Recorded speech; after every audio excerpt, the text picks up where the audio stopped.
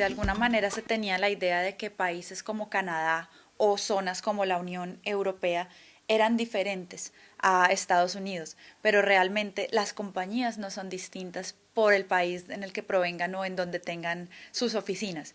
Sus lógicas de trabajo son las mismas, el modelo de desarrollo es el mismo y eso es lo que se está expresando acá. Cuando vemos que un tratado es idéntico al otro, sea el país que sea de donde se quiera implantar o de donde venga el tratado, lo que estamos viendo es que es un modelo el que está debajo y que no hay diferencias entre estas nacionalidades. Nosotros no estamos viendo diferencias y las consecuencias no son distintas. El cianuro que nos queda, el conflicto por el agua no es distinto. La cohesión social se menciona como una prioridad en la cooperación al desarrollo de la Unión Europea con América Latina, pero no se reconoce que la cohesión social está vinculada a otras políticas tales como el comercio, la inversión y las finanzas. La pregunta es si la Unión Europea y los gobiernos de América Latina tienen la voluntad para fomentar el desarrollo sostenible donde los ciudadanos estén incluidos, incentivando la participación de organizaciones de la sociedad civil y de los movimientos sociales. Realmente, si esos acuerdos suponen respeto a los derechos humanos, respeto al medio ambiente y evolución social y colectiva del pueblo que se va a beneficiar. Eso requiere mucha evaluación, requiere mucho informe previo, requiere mucho contacto con la sociedad civil y requiere lograr el mayor consenso posible, no con los gobiernos, no solo con los políticos, sino también con los pueblos afectados. Y la política comercial europea, al igual que la política de seguridad, se presenta de manera de intereses ofensivos y defensivos, y más que nada es una política secreta, donde no hay participación pública directa de la sociedad civil, que por lo mismo es una política directamente dirigida por los intereses económicos dominantes. No es casualidad de que la política pública de la Unión Europea, la que estoy refiriendo y la que está delineada en el documento Europa Global del 2006, se inspira en un documento previo realizado por el sector empresarial que se llama Europa 2020. Los sectores europeos más conservadores esgrimen la incorporación de cláusulas de derechos humanos y cláusulas democráticas.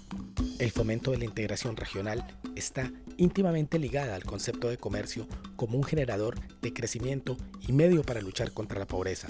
Por esto, requiere de un ambiente favorable a los negocios y a la inversión europea. Es un acuerdo que traerá oportunidades para Europa y para Centroamérica. Y yo creo que es una oportunidad no solo para las empresas europeas del sector servicios, del sector automoción, del sector eólico, también es un acuerdo que traerá oportunidades para Centroamérica. Oportunidades desde el punto de vista de la integración regional. Va a ser un incentivo para promover la integración regional. Va a ser un incentivo para la cohesión social de Centroamérica, aspecto fundamental en el desarrollo económico de esta región. El llamado se orienta a que Europa ha sido nuestro aliado principal en todos los procesos de pacificación y democracia en Centroamérica.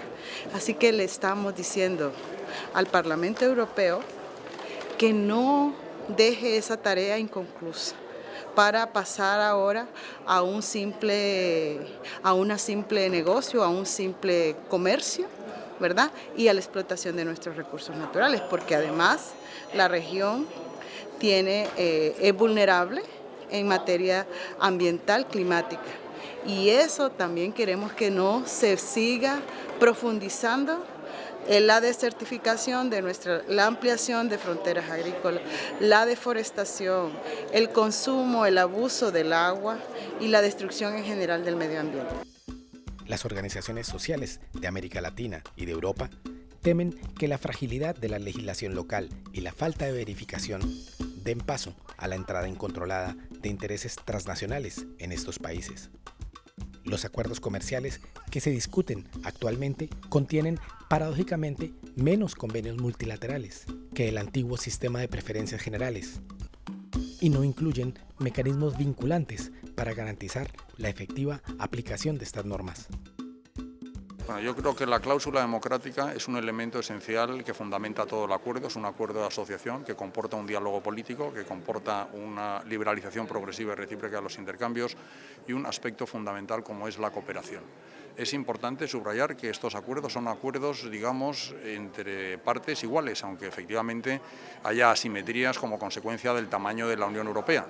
Pero estos acuerdos y todos sus artículos, incluida la cláusula democrática, se tienen que aplicar de forma bilateral o recíproca y pueden ser exigidas desde luego por ambas partes. De la misma manera que en América Central muchos países tienen ratificados convenios de la OIT y luego no se cumplen, pues de la misma manera, si el acuerdo no tiene medidas firmes de control y de penalización, no se van a poder llevar a la práctica la eficacia de esos mecanismos que el acuerdo ha establecido. Of course, we cannot change the agreement, and that's why I say the Czech must be very sincere, very trustful, very consequent, and very concrete. So, any distrust in the positions laid down in this agreement have to be answered by all members of the European Parliament with yes or no. And finally, this check, from my point of view, will more lead to a no than to a yes.